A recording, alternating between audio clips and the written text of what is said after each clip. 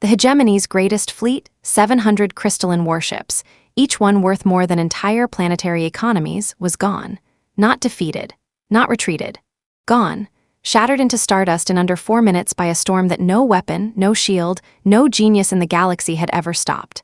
And while every advanced civilization stood frozen in disbelief, humanity did something that made the whole galaxy laugh.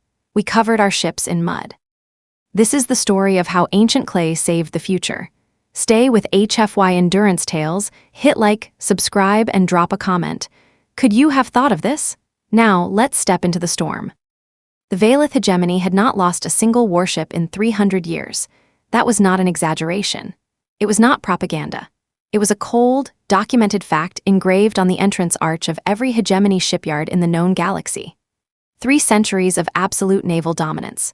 3 centuries of crystalline hulls that could shrug off plasma bombardments, survive near-star gravitational shear, and laugh at the primitive projectile weapons still favored by a handful of backwater species. The hegemony's engineers had perfected their craft across generations, refining their core material, a synthetic crystalline alloy called veiltite, to a molecular precision that bordered on the artistic. Their ships didn't just function. They gleamed. They hummed. They were, by every measurable galactic standard, perfect.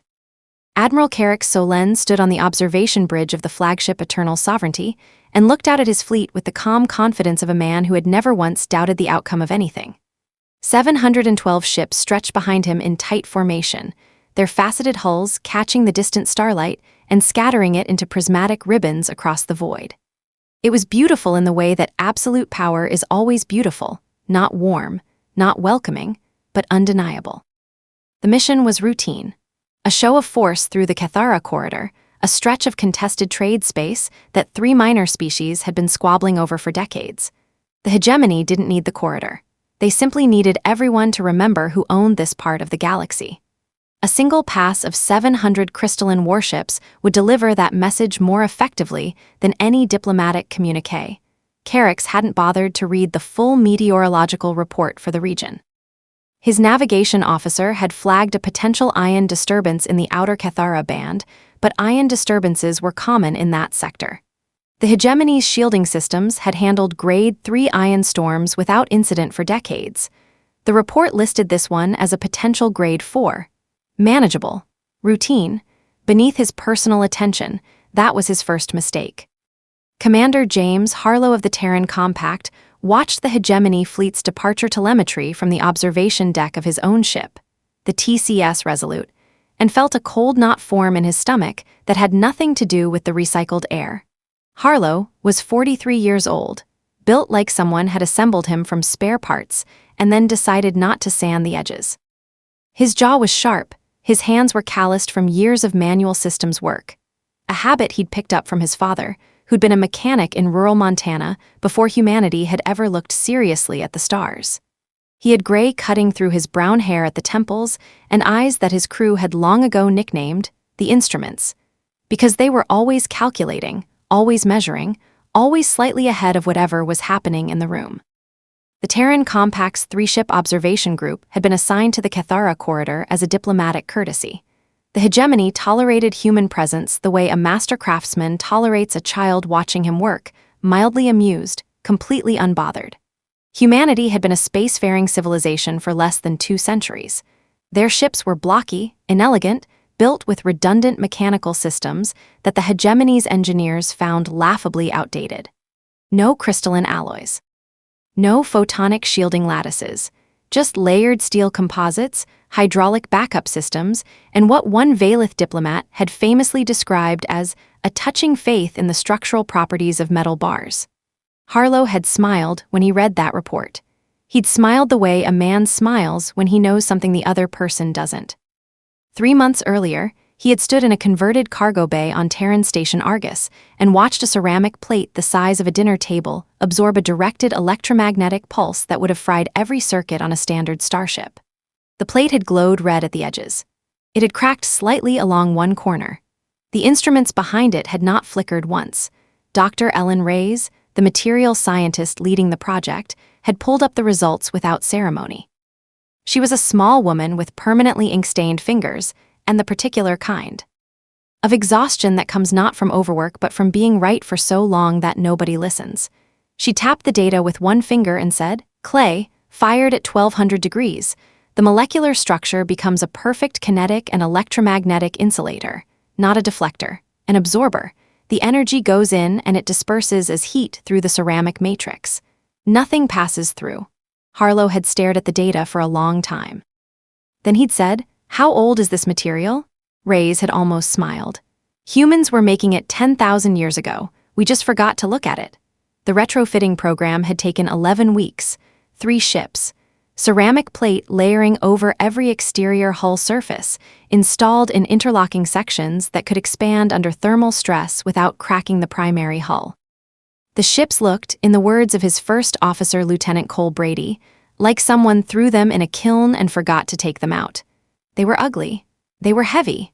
Their approach times had increased by 12%. Harlow hadn't cared about any of that because he had read the full meteorological report for the Cathara corridor, not the summary. The full report, including the deep scan atmospheric modeling from the independent Yathari weather station that the Hegemony's navigators had apparently dismissed as a minor data source. The ion disturbance wasn't grade 4. The modeling showed a 78% probability of rapid escalation to grade 5 within 48 hours of the fleet's arrival window. A grade 5 ion storm didn't just interfere with photonic shielding. It generated cascading electromagnetic discharge events at frequencies specifically destructive to high-precision crystalline molecular structures. In other words, a grade 5 storm was practically engineered by the universe to destroy exactly the kind of ships the Hegemony sailed. Harlow had sent a formal warning through diplomatic channels 6 weeks ago. The response had been a polite, 2-sentence acknowledgement that the Hegemony's meteorological division had reviewed the data and found no cause for operational concern. He had sent a second warning. The response had been slightly less polite. He watched the last of the Hegemony fleet's drive signatures disappear into the corridor and quietly said to no one in particular, "God help them." Brady appeared at his shoulder, arms folded, watching the same empty stretch of space. "You think they'll listen if we warn them again?" Harlow was quiet for a moment. "No." "Then what do we do?" Harlow turned from the viewport. His jaw was set. His eyes were already calculating the next 48 hours. "We get ready. Because when that storm hits, the corridor is going to need ships that can fly through it, and right now there are exactly 3 of those in the galaxy." Brady looked at him steadily. "And if the storm is worse than the model?" Harlow picked up his coffee, actual ground coffee, another habit from his father, and took a slow sip. "Then we find out if Dr. Reyes was right about 1200 degrees. He set the cup down and walked toward the bridge. Behind him, in the dark stretch of space beyond the viewport, the first distant flicker of ion discharge lit the far edge of the Cathara corridor like a match being struck at the bottom of an ocean. The storm was already building. And no one inside it had any idea what was coming for them. The first distress signal from the Hegemony fleet came 17 hours later. It was not a distress signal in the conventional sense. The Valeth Hegemony did not broadcast distress signals. Their communications protocols had no standardized format for "we need help," because the concept had simply never been built into their operational doctrine.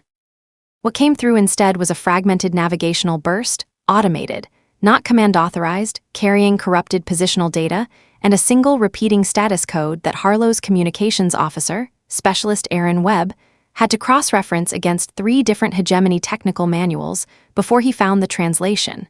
Webb looked up from his console. His face was carefully neutral in the way that people make their faces neutral when they don't want to say what they're thinking out loud. "Sir."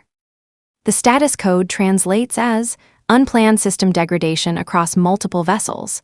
Harlow didn't look up from the tactical display. "How many vessels?" Webb checked again. "The burst data is fragmented, but based on the navigational signatures, it looks like more than 200. The bridge went very quiet. Brady was the one who said it. 200 ships in 17 hours. Harlow finally looked up. The tactical display was painting the Cathara corridor in real-time storm mapping pulled from the Yathari station feed, and what it showed was not a grade 5 escalation. It was showing a grade 6, a classification that technically didn't exist in the standard Galactic Meteorological Index because no recording equipment had. ever survived long enough inside one to generate the data needed to define it.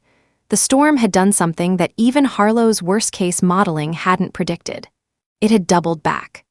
Ion storms in corridor-shaped spatial geography could, under specific magnetic field conditions, generate a reflective discharge phenomenon, essentially bouncing their own energy off the corridor walls and amplifying it.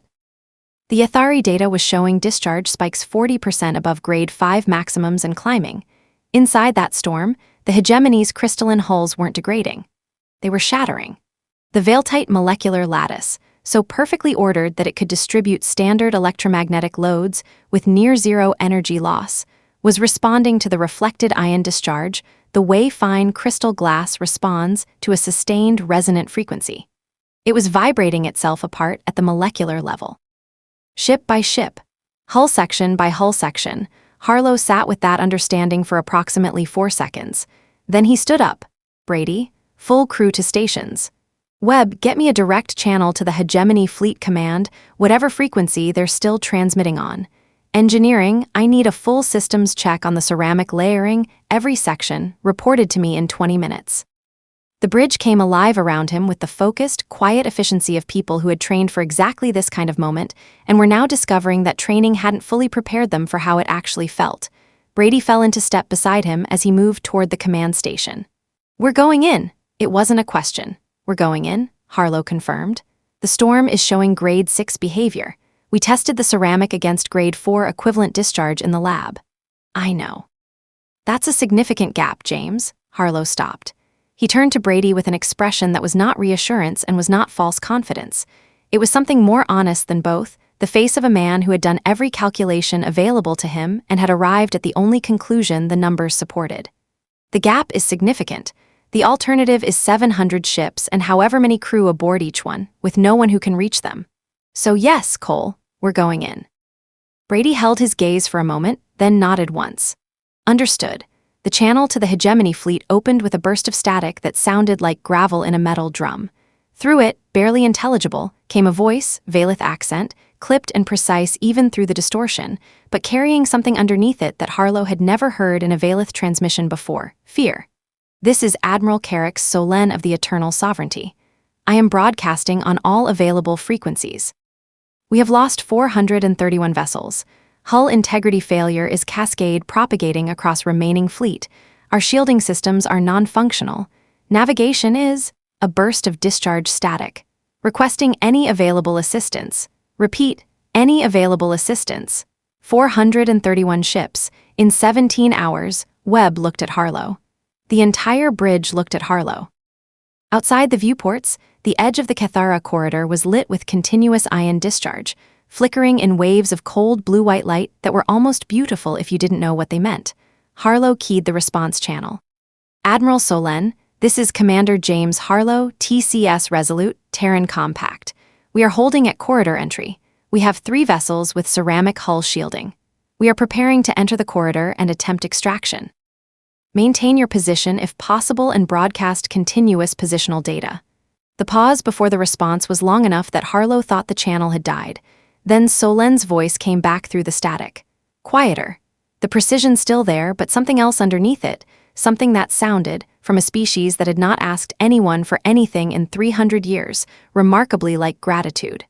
"Commander Harlow, we acknowledge your transmission. Please be advised that the storm intensity..." "We know what the storm intensity is, Admiral." Harlow's voice was even. "We've been watching it since before you entered the corridor. Stand by." He cut the channel. Looked at Brady. Looked at the corridor mouth, lit up with ion fire like the entrance to something that had no intention of letting anything through. "Helm," he said. "Take us in. 1/4 drive, full ceramic integrity monitoring.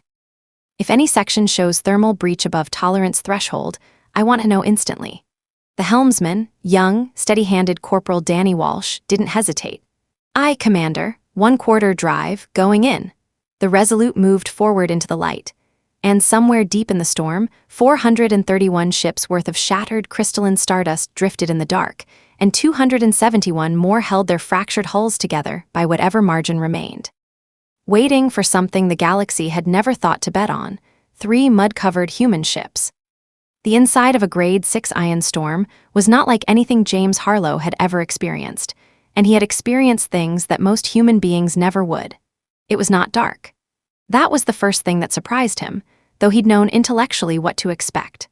The corridor was alive with light, continuous, rolling sheets of blue-white ion discharge that moved through the spatial geometry like aurora borealis, scaled to the size of a solar system.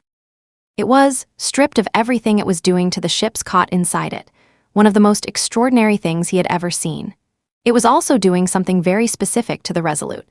The ceramic layering was absorbing the ion discharge exactly as Dr. Reyes had predicted. The hull surface temperature monitors showed the outer ceramic sections climbing steadily, 400 degrees, 600, approaching 900 in the zones of heaviest discharge exposure. The material was doing what fired clay does when energy hits it, drinking it in, dispersing it as heat through the ceramic matrix, refusing to pass it through to the steel hull beneath. Every few minutes, a section readout would flash amber as temperatures spiked, then settle back as the discharge wave passed. But Grade 6 was not Grade 4. The discharge wasn't continuous. It came in waves, and between the waves were what Brady had started calling compression events. Moments when the reflected ion energy from the corridor walls converged simultaneously, spiking discharge intensity to levels that the lab testing had never simulated. The first compression event hit the Resolute 40 minutes into the corridor. Harlow felt it before the instruments registered it, a bass vibration through the deck plating, deep and resonant, the kind of physical sensation that bypasses thought and goes straight to instinct. Then every hull temperature monitor on the board jumped simultaneously, red across the board for 2 full seconds, amber for 3 more, then slowly, section by section, walking back down to manageable. The bridge lights had flickered. Once, then steadied. Brady let out a breath. Ceramic held. Section 7, outer layer, showing stress fracture pattern, called Lieutenant Maria Torres from the engineering console. She was the 3rd member of Harlow's senior crew and the most technically precise person on the ship, which was why she was reading damage reports with the calm delivery of someone describing weather. Structural integrity of Section 7 outer layer at 62%, inner layer unaffected. That's the design, Harlow said. Outer layer takes the damage so the inner layer doesn't have to. He looked at Brady. It's working, Brady nodded, but his eyes were on the corridor depth display. They were 11 kilometers in. The hegemony fleet's positional data, what remained of it, was showing the main body of surviving ships at roughly 40 kilometers depth. 29 kilometers still to go, through discharge that was intensifying the deeper into the corridor geometry they traveled. The 2nd and 3rd ships of the human formation, TCS Enduring and TCS Foundation, were holding formation behind the Resolute, their ceramic-clad hulls glowing faintly orange at the leading edges where accumulated heat was radiating back into the void. From outside they would have looked, Harlow imagined, extraordinarily strange. 3 blocky, unglamorous human vessels coated in what was essentially sophisticated pottery, moving steadily through an ion firestorm that had destroyed nearly half of the most advanced fleet in the galaxy. He didn't let himself think about that. Not yet. Webb, can we raise any of the surviving hegemony ships directly? Webb worked his console. Picking up signals from 11 vessels, Commander. 2 are showing active navigation capability. The rest are drifting. Get me the 2 with navigation, and send positional relay to all 11 so they know we're coming. Webb relayed. A moment later, a new voice came through, younger than Solène, rougher, with the clipped precision of Valith speech worn down by stress into something almost conversational. Terran vessel, this is Captain Verath of the Ascending Dawn. We are reading your approach. I want to advise you there is a compression zone at approximately 30 kilometers depth. It is what destroyed the 4th wave of our fleet. Do not, the voice paused, recalibrating. Do not attempt to pass through it. You will not survive it. Harlow pulled up the corridor mapping and found what Verath was describing. At 30 kilometers, the corridor geometry narrowed slightly, a natural choke point where the reflective discharge from both walls would converge with maximum efficiency. The modeling showed discharge spikes there at nearly double the corridor average. He stared at the data for a long moment. Captain Verath, he said slowly, what is? The crew complement of your remaining vessels? Another pause. 11 ships, average crew of 400, approximately 4,400 personnel. And if we don't come through the compression zone? Silence. Harlow already knew the answer. The surviving ships had no drive capability. They were sitting inside an intensifying storm with hulls that were already compromised. Without extraction, they had perhaps 6 to 8 hours before cascade hull failure reached the remaining vessels. He looked at Brady. Brady looked at the compression zone data. Then Brady looked at Harlow with an expression that contained no argument, only a very quiet acknowledgement that the math had already been done. "Torres," Harlow said, "I want every ceramic section between us and that compression zone assessed. Which sections are at highest stress?" "Sections 4, 7, and 11 on the outer layer, Commander, all showing between 58 and 65% integrity." "Can they take another compression event?" Torres was quiet for 3 seconds. "Outer layers, probably not, they'll fracture through, but inner layers are at 94% across the board. The inner layers will hold." Harlow absorbed that. The outer ceramic would shatter going through. They'd emerge on the other side with degraded hull protection, meaning the return trip, carrying hegemony crew, would be significantly more dangerous. But 4,400 people were on the other side. He picked up his coffee. It had gone cold. He drank it anyway. "Helm, Walsh, maintain current heading. We are going through the compression zone." Walsh didn't flinch. "Aye, Commander, maintaining heading." Captain Verath's voice came back through the channel, and there was something in it now that no Valith voice had ever carried in any Terran communication in the entire history of contact between the two species. Something that sounded unmistakably like awe. "Commander Harlow, you understand what you are flying into?" "Yes," Harlow said simply. "We do." The compression zone was now 15 kilometers ahead. The corridor walls on both sides were sheeting with continuous discharge, the reflected energy already building toward the convergence point. The Resolute's bow-ceramic sections were glowing a deep, steady orange, heat radiating off them in visible waves. Harlow gripped the armrest of his command chair and watched the kilometers count down. 12, 10, 8. The compression zone lit up ahead like the inside of a star. And the Resolute flew straight into it. The compression zone was a wall of fire.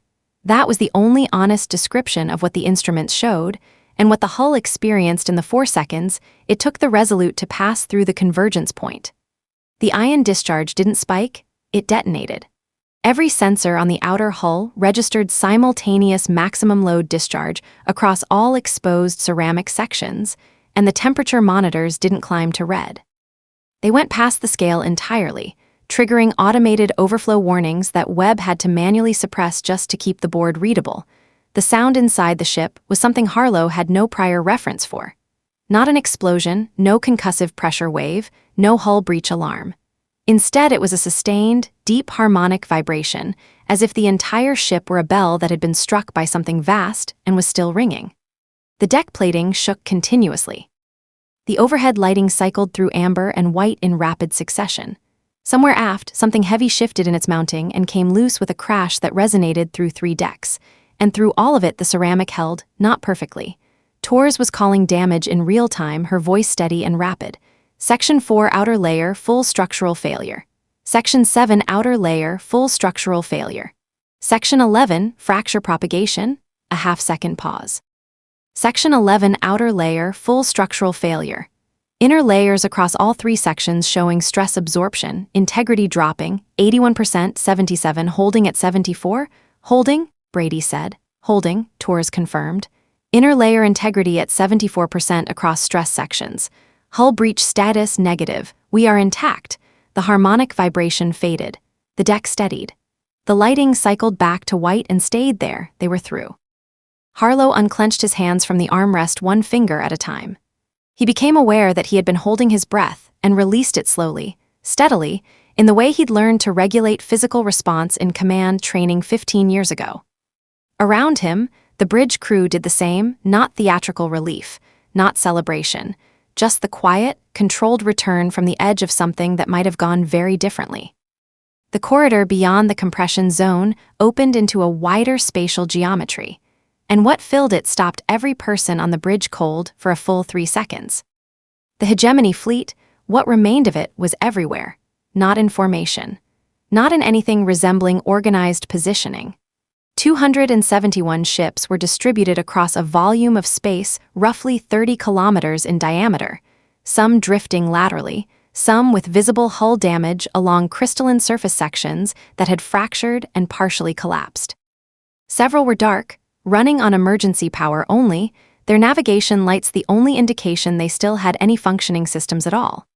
Others had managed to maintain partial drive capability and were holding rough station keeping, but their hulls showed the damage of hours inside a storm that had been designed, by the specific physics of the universe, to destroy exactly what they were made of. The Eternal Sovereignty, Admiral Solen's flagship, was still recognizable. She was the largest ship in the fleet, and her scale meant she'd taken longer to reach cascade failure than the smaller vessels. But 3 of her 7 hull sections showed structural fracturing along the crystalline lattice lines, and her drive signature was running at approximately 30% of standard output. She was alive. Barely. Harlow keyed the fleet-wide channel. All surviving hegemony vessels, this is Commander Harlow, TCS Resolute. We are inside the corridor with 2 additional Terran vessels. We are beginning extraction operations. Ships with active navigation capability form on our position. Ships without navigation, broadcast your hull integrity status so we can prioritize approach. We are going to get you out, all of you. The response was not immediate. There was a long pause, long enough that Harlow began to wonder if the channel was carrying, and then it came, not from one ship but from dozens simultaneously, fragmented overlapping transmissions in Valith that Webb was rapidly parsing for content. Multiple acknowledgements, Webb said. I'm reading. Active navigation from 19 vessels. The rest are requesting priority extraction data. Get me the priority list. Worst hull integrity first. Brady was already at the tactical display, pulling the hull status broadcasts into a triage order. Commander, we have a problem. Harlow moved to him. The display showed the triage list, and at the top of it, flagged in the system's emergency notation, were 7 ships with hull integrity so low that the damage modeling was projecting cascade failure within 90 minutes. Not 6 to 8 hours, 90 minutes. The compression zone hit them harder than the pre-event data showed, Brady said quietly. The convergence discharge reflected back through the fleet when it spiked. 7 ships took secondary hits. Harlow looked at the 7 flagged ships. Total crew complement across those 7 vessels, approximately 2,800 people. He looked at his 3 ships, their outer ceramic layers partially destroyed by the compression zone transit, their inner layers at 74%. Their capacity to carry evacuated crew in emergency conditions, approximately 400 per ship if they packed every available space. The math was not good, but the math was what it was, and standing in front of bad math never changed it. TCS Enduring, TCS Foundation, this is Harlow, transmitting priority triage data now. Each of you take the 2 worst integrity ships on the list for immediate crew transfer. Resolute will take the 3 remaining priority vessels. Move fast. The responses came back instantly. Enduring, acknowledged. Foundation, acknowledged. Harlow turned to his crew. Brady, coordinate the transfer operations. Tours, I need you in the aft docking section personally. We're going to be bringing people aboard in emergency conditions, and I want your eyes on the hull stress readouts while we do it. Walsh, hold us at minimum drift relative to, he checked the triage list. The Valith vessel Pinnacle of Order. That's our first transfer target. Walsh brought the Resolute around with precise, economical movements, closing the distance to the Pinnacle of Order. A mid-sized hegemony cruiser with hull integrity at 31% and a crew of 380 aboard. The docking approach was complicated by the fact that the hegemony vessels used a different docking collar, standard than Terran ships. They had an adapter system.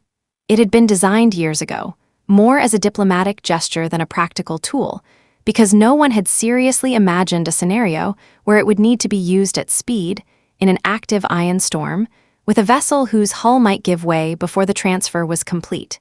It took Tours 11 minutes to establish a hard dock with the Pinnacle of Order.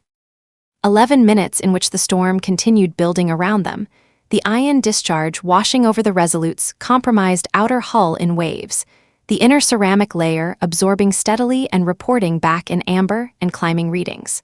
The first Valith crew, Embers to come through the docking collar were not what Harlow had expected, and he wasn't entirely sure what he had expected.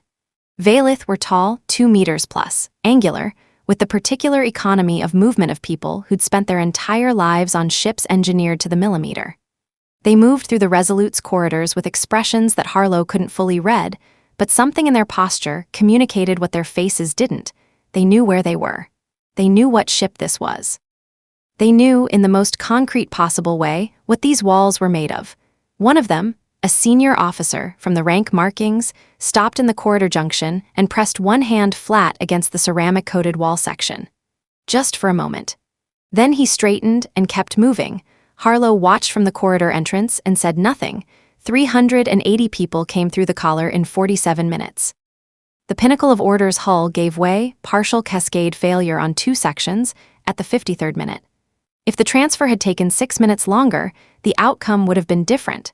It hadn't taken 6 minutes longer. 2 more ships. 2,800 people across 3 human vessels. The ion storm still building around them, the ceramic inner layers dropping steadily in integrity with every discharge wave. And then Admiral Solen's voice came through the command channel, and what he said changed the shape of everything. "Commander Harlow, I need to inform you of something. The storm is not stabilizing. It is intensifying. My meteorological systems, those still functional, are projecting a peak discharge event in approximately 40 minutes. Scale unknown. If you are still inside the corridor when it occurs," he didn't finish the sentence. He didn't need to. Harlow looked at the triage list. 14 of the 19 ships with active navigation were already moving toward the corridor exit under their own power. 5 more still needed escort guidance. And behind all of that, 252 vessels with no navigation at all, 40 minutes. 1 peak discharge event of unknown scale. 3 human ships with compromised hull protection, and 252 ships full of people who had no way out on their own. Harlow stood very still for a moment. Then he said, quietly, to no one in particular, "We're going to need a different plan." The different plan took Harlow approximately 90 seconds to construct and approximately 3 more minutes to explain to Brady, Torres, and the captains of TCS Enduring and TCS Foundation. Enough time for him to be sure they understood it, not enough time for any of them to talk him out of it. The core problem was geometry and time. 252 non-navigating vessels. 40 minutes. 3 human ships. No possible way to physically transfer crew from all of them before the peak discharge event hit. The solution was not evacuation. It was something else entirely. Ceramic transfer, Harlow said, and watched the faces of the people he just said it to cycle through confusion, calculation, and then, in Brady's case, a very particular expression that combined professional concern with the specific resignation of someone who has worked with James Harlow long enough to know when arguing is pointless. The ceramic plating was modular. That had been one of Dr. Reyes' core design requirements, not because she'd anticipated this exact scenario, but because modular plating was easier to repair and replace between missions. Each plate section was fastened by a standardized mechanical coupling system that could, in theory, be released and reattached by any engineer with access to the right tools, in theory. In practice, doing it in an active grade 6 ion storm, in EVA suits, on the exterior of a ship while ion discharge washed over them in waves, while racing a 40-minute clock, that was something considerably beyond theory. "We can't pull our plates and put them on hegemony ships in 40 minutes, Brady said, not arguing, stating the constraint. "Not all of them," Harlow agreed. "We don't need all of them. We need to protect enough of the hegemony hulls to let them run their own emergency drives through the storm. Their drives still function, their shielding is gone, but the drives themselves are mechanical, not photonic. If we can give them enough ceramic coverage on the leading hull sections to survive the peak discharge event, they can move themselves." Brady stared at him. "You want to partially strip our own hull protection and redistribute it to alien ships." "To alien ships full of people," Harlow said. "Yes," Torres spoke from the doorway of the command station, where she'd been listening. "The math works. Barely. If we pull the outer sections we've already lost, the fractured plates, and redistribute the intact inner plates from our least critical sections, we can provide partial ceramic coverage to approximately 30 hegemony vessels, enough to let their drives function through the peak event. 30 out of 252, Brady said. 30 ships that can then assist the others, Harlow said. Chain effect. One ship stabilized becomes a platform to assist the next. We don't have to save all of them directly. We have to create the first link in the chain." Silence. Brady looked at the ceiling for a moment, then he looked back at Harlow. "If we strip the inner sections and the peak discharge event is worse than projected, then it'll be a bad day for us," Harlow said, "but a worse day for the people we didn't help." Torres was already moving. I'll coordinate the EVA teams. We need 12 engineers outside in 5 minutes. 8, Harlow said. Keep 4 in reserve in case we need emergency repair during the event itself. 8 outside, understood. She was gone. Harlow keyed the fleet channel. Admiral Solen, we have a plan. It is going to require your engineering teams to work alongside ours on the exterior hull of your vessels under active storm conditions. I need your best people in EVA gear, and I need them ready in 5 minutes. Can you do that? Solen's response came back without a single second's pause. They will be ready, Commander. What followed was 31 minutes of the most focused, precise, and genuinely dangerous work that James Harlow had ever personally supervised, and he had supervised things that most people would not believe. 12 engineers, 8 human, 4 Valith who had crossed over by emergency transfer earlier and volunteered immediately when Tors explained what was needed, worked on the exterior of the Resolute and the closest hegemony vessels simultaneously, in EVA suits that the ion discharge was continuously attempting to compromise, passing ceramic plate sections hand to hand across the void between ships like people forming a bucket chain at a fire. The plates went on rough. They went on fast. They were not the elegant interlocking pattern that the Resolute's original installation had achieved. They were emergency coverage, bolted to hegemony hull sections with adapter fasteners that Tors had machined on the spot from the Resolute's spare parts inventory. Seams that should have been microsealed were sealed with quick-cure compound instead. Leading edges that should have been shaped to corridor geometry were flat. It was ugly. It was imprecise. It was exactly what the situation required. 23 minutes in, the storm began its final build toward the peak event. The ion discharge frequency increased, the waves shortening in interval, the intensity between waves now higher than what had been the previous peak. Every few minutes a compression event, smaller than the one at the 30-kilometer mark, but happening almost continuously now, washed over the working teams, and every engineer outside held whatever they were holding and absorbed it and kept working. Nobody stopped. Nobody called for recall. 8 minutes to the projected peak, with ceramic coverage established on 27 of the targeted 30 vessels, Tors called from EVA, "Commander, we need to get people inside. 3 minutes minimum for full recall." 2 more ships, Harlow said. James, 2 more ships, Maria, then recall. 7 minutes to the peak. The EVA teams hit ship 29, hit ship 30. Tors called recall. Every engineer began moving back toward airlocks. 5 minutes to the peak. The last EVA engineer, one of the Valith volunteers who had been working on the farthest position, was crossing the void back toward the Resolute when a pre-peak discharge surge hit, larger than any of the preceding events, and his EVA suit's maneuvering system went offline. He was drifting. Slowly. Away from the ship. Harlow was at the exterior comm before anyone else had processed what was happening. "This is Harlow. EVA position 6, suit maneuvering failure. I need a tether team at airlock 4 immediately." Brady was already moving. In the time it took Harlow to say the sentence, his first officer had grabbed a suit from the emergency rack, was pulling it on at a dead run, had hit the airlock control with his shoulder. 90 seconds later, 90 seconds in which the discharge frequency built toward its peak. Brady was outside with a tether line, crossing the 15 meters to the drifting Valith engineer in hard manual pulls, the ion discharge washing over both of them in near-continuous waves. He reached him. Got the tether on, pulled them both back toward the airlock hand over hand. They were inside with 90 seconds to spare. The airlock sealed. The peak discharge event hit the Cathara corridor like the universe had decided to make a point.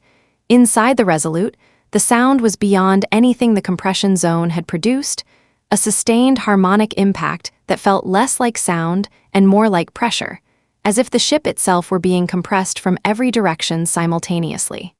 The Iding failed completely for 4 seconds. Emergency panels kicked in, casting everything in red. The temperature monitors stopped updating, not because they'd failed, but because the processing system was rerouting power to life-critical systems. The ceramic inner layers, already at 74% and declining, absorbed discharge at a rate that the thermal management system had never been designed to handle, and began venting heat through the designated emergency thermal release channels in the aft hull sections. The ship got hot. Not dangerously, not yet, but noticeably. The air temperature on the bridge climbed 8 degrees in 2 minutes.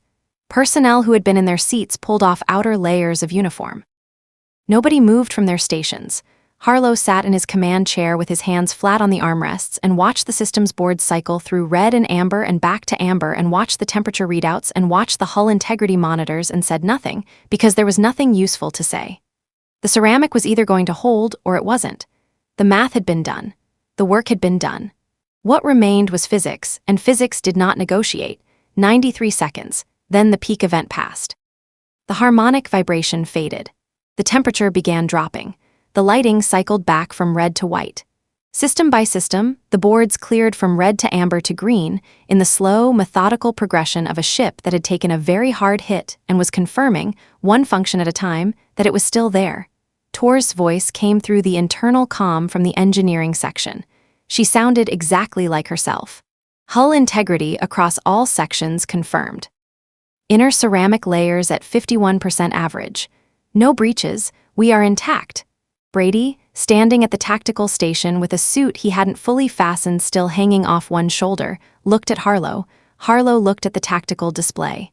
The 27 hegemony vessels with emergency ceramic coverage were showing active drive signatures, moving under their own power. Beginning carefully, slowly, with the deliberate caution of crews who had just watched physics destroy half their fleet, to move toward the corridor exit. "Get me the fleet channel," Harlow said. "Up, Commander," Webb said. Harlow leaned forward slightly. "All hegemony vessels, this is Commander Harlow. The peak event has passed. Ships with drive capability begin corridor exit, maximum safe speed. Assist adjacent non-navigation vessels where possible. We will coordinate from here. The exit is 40 kilometers. You are going home." The responses came in waves. Not just acknowledgements, full transmissions, voices, multiple ships at once, Valeth clipped precision breaking down under something that couldn't be contained in professional protocol. And through all of them clearly on the command channel reserved for fleet leaders. Admiral Carrick Solen, who had commanded 3 centuries worth of invincible ships, who had never in his career sent a distress signal, who had watched more than 400 of his vessels turn to stardust in less than a day. Commander Harlow. A pause. "The hegemony is in your debt." Harlow looked at the 40-kilometer corridor ahead, full of damaged ships beginning to move, full of people going home who hadn't expected to be going home an hour ago. "Just get them out, Admiral," he said. "We'll talk about the rest later." The last hegemony vessel cleared the Cathara corridor, 11 hours after the peak discharge event. It was a small ship, a scout vessel called the Quiet Observation, with a crew of 61 and hull integrity at 22% when it crossed the corridor exit threshold. It had taken 3 separate towing assists from hegemony vessels with better structural integrity to get it through the final 20 kilometers, and it had lost 2 more hull sections in the last 5 kilometers when a residual discharge surge. The storm's final comment on the proceedings had caught it broadside. But it crossed the threshold. All 61 crew members were aboard, and when it did, there were 271 hegemony ships waiting on the other side, battered, dark in sections, trailing crystalline debris from fractured hull surfaces, and they did something that the crews of TCS Resolute, TCS Enduring, and TCS Foundation had never heard before and would not hear again for a very long time. They broadcast a unified tone. A single sustained frequency, transmitted simultaneously from 271 ships, that the Valeth used as an acknowledgement of something beyond standard protocol, beyond victory, beyond survival, beyond the ordinary categories of fleet communication. It was, Webb told Harlow later after looking it up in the cultural records, the closest thing the Valeth had to a moment of silence, combined with an expression of gratitude, combined with an acknowledgement that something significant had happened. It lasted 11 seconds. Harlow stood on the observation deck of the Resolute, now running on 60% systems, her outer ceramic hull sections entirely gone in many areas, her inner layers cracked and heat-stained but intact, and listened to it, and didn't try to put words to what it meant. Some things were better left as sound. The hegemony's after-action assessment, released formally 3 weeks later, and shared with the Terran Compact in an unprecedented diplomatic gesture, contained a figure that nobody who hadn't been in that corridor could fully comprehend. Of the 712 ships that had entered the Cathara corridor, 271 had survived. The total crew complement of the lost 441 vessels was not listed in the public release. But in the private communication that Admiral Solen sent to Commander Harlow personally, the number was there. And it was large enough that Harlow read it twice, set the document down, and went for a long walk around the Resolute's observation corridor before he came back to his duties. What the human fleet had pulled out of that storm was not, in the end, what the Galaxy talked about. The Galaxy talked about what had destroyed the Hegemony fleet and what had failed to destroy the human ships. The Galaxy talked about Clay. Dr. Ellen Reyes received the first communication from a non-Terran institution, the Valith Academy of Materials Engineering, 12 days after the Cathara incident. They wanted her research, all of it, not excerpts, not summaries. The complete dataset, the complete methodology, the complete history of how a human scientist had solved in 11 weeks a problem that had killed ships for centuries by going backward instead of forward, by looking at a 10,000-year-old material instead of a laboratory-fresh synthetic. She sent it without conditions, without licensing negotiations. She sent it the same day she received the request with a single attached note that read, "The clay doesn't care who fires it, it just does its job." That line ended up engraved on the entrance arch of the first Valith kiln facility, on their shipyard station above the Hegemony's capital world. Harlow heard about it 6 months later and allowed himself, privately, one moment of satisfaction before moving on to the 14 other things requiring his attention. The galactic power dynamics that shifted in the aftermath of Cathara were not sudden. Power rarely shifts suddenly, despite what people believe in the moment of crisis. What happened was slower and more durable than a sudden shift, a gradual, structural realignment that took the form of practical necessity. The Ion Storm trade routes through the Cathara corridor, and the 3 other corridor systems like it across the sector, had always been theoretically navigable but practically impossible for any fleet that relied on crystalline alloys or photonic shielding, which was every fleet in the known galaxy, except now one. The Terran Compact began operating regular transit routes through the corridors within 4 months of the incident. Not military routes, trade routes, cargo runs. Passenger transport for the smaller species, whose entire economic models depended on those corridors remaining open. The Hegemony, to their considerable credit, did not attempt to block this. Solen's personal influence was significant in that decision. He had been changed by what he had witnessed in the corridor, and people who are genuinely changed by things tend to make different decisions afterward. He pushed hard within Hegemony political structures for a formal technology-sharing agreement with the Terran Compact, arguing on the Senate floor, in a speech that became one of the most replicated political addresses in Hegemony history, that the measure of a civilization's advancement was not the sophistication of its materials, but the quality of its judgment, and that the humans had demonstrated better judgment in the Cathara corridor than the Hegemony had done in 3 centuries of unchallenged dominance. The agreement passed. It took 2 more years and significant political friction, but it passed. James Harlow was not present for the signing ceremony. He was in the Cathara corridor, running a cargo transit for a Yathari trading consortium, whose freight had been backed up for 8 months waiting for a ship that could make the run. He read about the signing in a routine communications packet, acknowledged it, and went back to the navigation calculations for the next transit. Brady found him in the navigation alcove an hour after the packet came through. "You know they're naming the agreement after you." "They're naming it after the mission," Harlow said without looking up, "which is different." "The Harlow Accord, James, that's what they're calling it." Harlow was quiet for a moment, then he said, "Reyes should have her name on it." "She does, secondary designation. Primary. That's not how these things work." "It should be." He looked up then, and Brady saw in his face the same thing he'd seen in the corridor when the math had been bad and Harlow had done the calculation anyway, not heroism, not indifference to cost, but a very specific kind of clarity about what mattered and what didn't. "She's the one who looked at mud and saw a solution. I just flew the ship." "You flew the ship into a grade 6 ion storm." "Anybody would have." Brady laughed. It was genuine, the specific laugh of someone who has known another person long enough to find their most consistent quality genuinely funny. Nobody else did, James. Harlow held his gaze for a moment, then he looked back at the navigation calculations. Anybody who had the data would have, we just had the data and the ship. He paused, and the mud. Cole Brady stood in the doorway of the navigation alcove on a ship that was covered in kiln-fired clay and navigating a route that had been closed to the galaxy for decades, and thought that was probably the most James Harlow thing that James Harlow had ever said. On the hegemony's capital shipyard, 3 months later, the first kiln fired up. It wasn't elegant. It wasn't crystalline.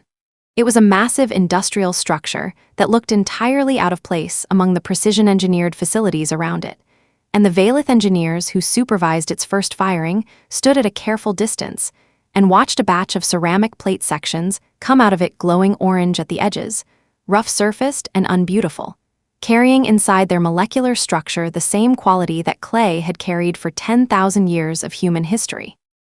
The ability to absorb what came at them, to take the impact, to hold. The lead engineer, a senior Valith who had spent 40 years working with Vailtite alloys and had recently spent 3 weeks going through Dr. Reyes' complete research dataset, picked up one of the finished plates while it was still warm, turned it over in his hands, set it down. Then he issued the production order for the first full batch. The kilns ran continuously after that, on every major shipyard in the sector, and the ships that came out of those yards were not as beautiful as the ones that had gone into the Cathara corridor. They were rougher, heavier, more complicated to manufacture. The captains who flew them complained, occasionally, about the additional mass on their approach calculations. None of them complained about the ion storms. That, in the end, was the legacy of the Cathara corridor. Not the battle, there had been no battle. Not the heroism, though there had been that quietly without announcement. Not the politics or the treaties or the realignment of galactic trade. Those were all real and they all mattered, but they were consequences.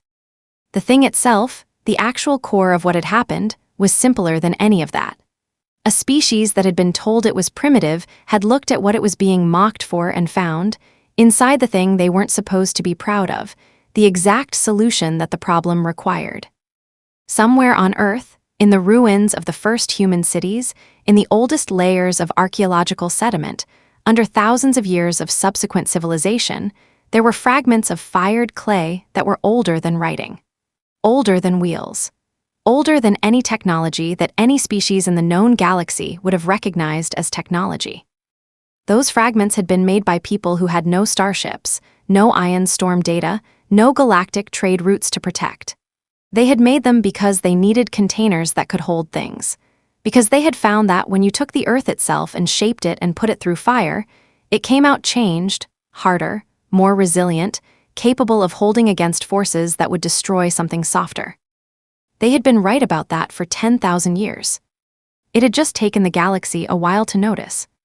Harlow filed the last navigation calculation, leaned back in his chair, and looked out the small viewport of the navigation alcove at the walls of the Cathara corridor moving past, ion discharge flickering in blue-white sheets along the spatial geometry, beautiful and lethal and thoroughly absorbed by 2 centimeters of humble, ancient, kiln-fired clay. He thought about his father's garage in Montana, about the feel of clay between his hands as a child, pressing it into shapes that never quite held. About Dr. Reyes' ink-stained fingers tapping data on a table in a converted cargo bay. About a Valith engineer pressing his palm flat against a corridor wall in quiet acknowledgement. He thought about 441 ships turned to stardust. He thought about 271 ships that weren't. Then he picked up his coffee, found it had gone cold again, drank it anyway, and went back to work. If this story hit different, drop a comment below and tell us, what ancient human technology do you think could surprise the galaxy next? Share this with someone who needs a reminder that simple beats perfect every time. And if you haven't already, subscribe to HFY Endurance Tales. There's a lot more humanity left to root for.